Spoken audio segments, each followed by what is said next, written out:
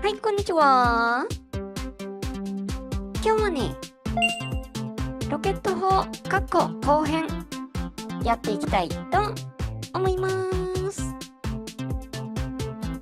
前回なんとなく動きそうなところまではできたんだけど、問題点がいろいろあることが分かったってあたりだったので、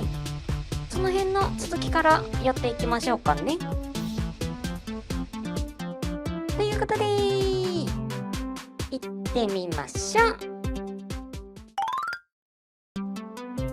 で、見た感じ全然ダメな雰囲気もあるとはいえ、落ち着いて問題点を整理すると、まず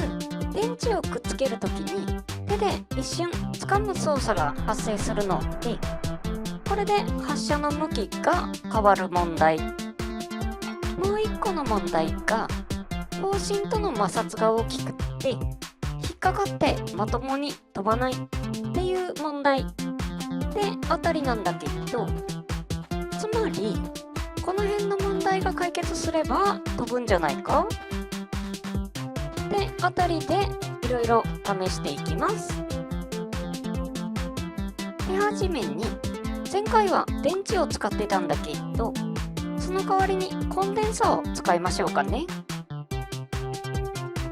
これは単純に軽量化なんだけど、ロケットエンジンは消費電力が少ないので、蓄電量が少ないコンデンサでも問題ないはず。ちなみに先に言っとくと、これから試す最初のいくつかは全然うまくいかなかったんだけどとにかく最初に試すのはスライムトリガー。今上の方に貼ってるリンクがその元祖なんだけど、今からやろうとしてるのはそれのアレンジですね。とりあえずスライムを捕まえてきて刻んでるんだけど、スライムは食べると回復できて、それと同時に消えます。この消える挙動で固定した何かを解除したりできるんだけど、これを直接通電する仕組みとして使ってみます。どういうことかというと、まずこの世界では隙間が1センチだと通電します。っていうか漏電かな。ただ途中に絶縁体が入ると、あれ？ちょっと待ってね。こうやって絶縁体が入ると、通電しないですね。ここでこの絶縁体が消えることで、あれ？さっき通電してたよね。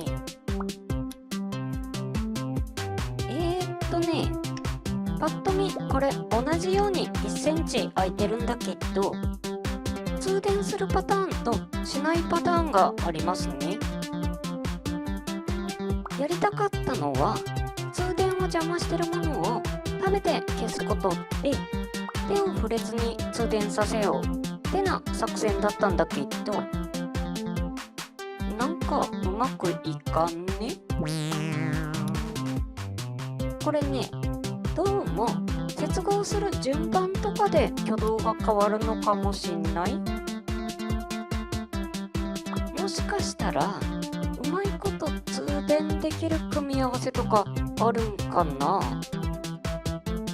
どっちにしろこの仕組みはうまく作れなかったので、次、今度はね、もっとシンプルにベアリングで向きを変える方法。こうやってこんな風にコンデンサをくっつければ、一瞬手で操作はするんだけど、発射する直前には手が離れるので、これでうまく飛ぶんじゃないかって思ったんだけど、うまくいかんな。ま摩擦の問題があるのが分かってるので、今飛ばない主原因はそれなんだけど、ちょっとね、そもそも燃料こんなにいらんのでは？これは単純に軽量化なんだけど、摩擦は重量に比例するはずなので、ちょっとはマシになるかも。あんま意味ないか。形状が若干引っかかりやすいのかとも思ったけど、これも大して効果はないですね。理屈では発射された後は本体が前に進む分、後ろに倒れたまんまになると思ってたんだけど、実際には角度が変わったりするみたいで、めっちゃ変な動きになりますね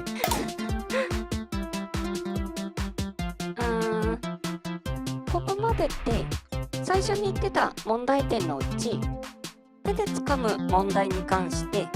一つもうまくいってないんだけど、一遍これは置いといて、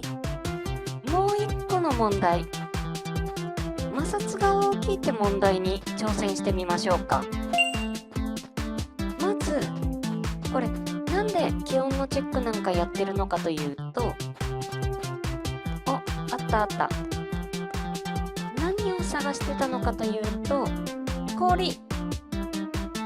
こいつは摩擦が小さい特性があるんだけど、で、どこ行くねん。で、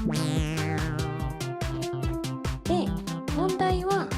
氷は気温が0度より高い場所ではどんどん溶けていくんだよね。なので保管するには氷点下のところに置いとかないといつの間にかなくなってたりするんだけど、さっきの場所は4度前後だったので溶けちゃうことが分かってる状態。とはいえここで使わない手はない。できるだけセーブ&ロードを効率的にして溶けるのを最小限にすればなんとか。なんか置くだけで滑るし、固定しても溶けた時に破損の判定が入ってずれるのが厄介だな。なんとか別パーツで半固定しといて、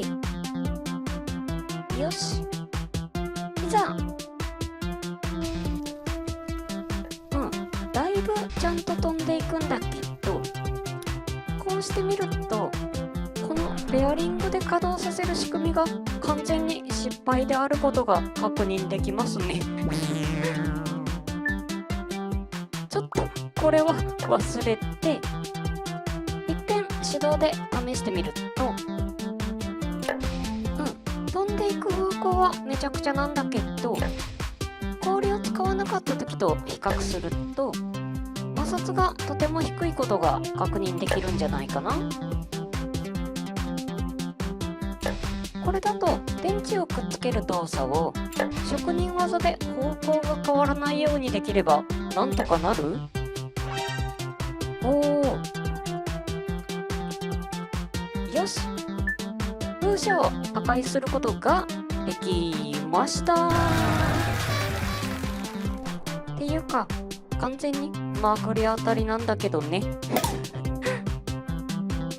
これが前回先取りでお見せした映像なんだけど、その後何回か試してみても二度と当たんなかったですね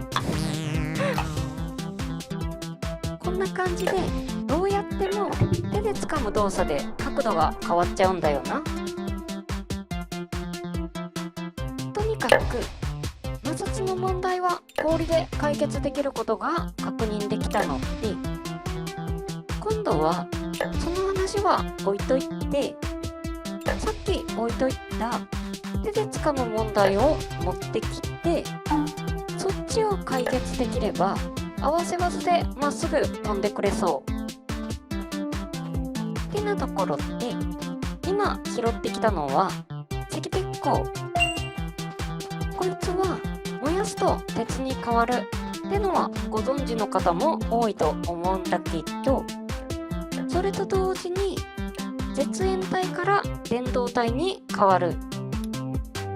つまり磁気鉄鋼のうちは電気を通さないんだけど、鉄に変わると電気を通すってな話ですね。なのでこうやって燃やすと電気が通ると、これをロケットエンジンにくっつければ、おっと、これ多分さっき言ってた1センチの距離だと漏電する現象ですね。この場合は確実に離す形でちょっと下駄を履かせれば大丈夫でしょう。これで火をつけてみると、ちょっと火が大きかったかな。もっぺん。ちょっと熱が通るまで時間がかかるんだけど、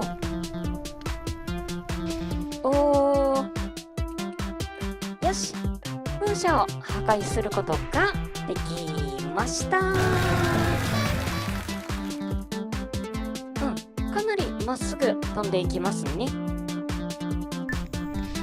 何回やっても結構な高確率でちゃんと命中します。問題があるとすると、これ軌道はほぼまっすぐなんだけど、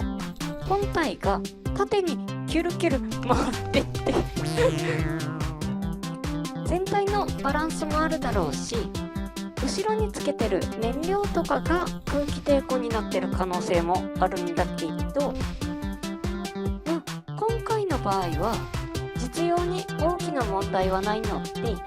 これで成功ってことにしときましょう。ということで、ロケット砲後編やってみたわけなんだけど、いかがだったでしょうか。前回問題点となっていた手で掴む動作の弊害と刀身の摩擦の問題をクリアできたって感じで、もっと良くする方法もありそうではあるんだけど、今回思いついてやってないこともあるので、その辺は別の機会に試してみようかな。で、この後は適当にその辺お散歩したり、若干の資材集めとかもやっていって、細かいところが気になる方はライブのアーカイブを見ていただくとして、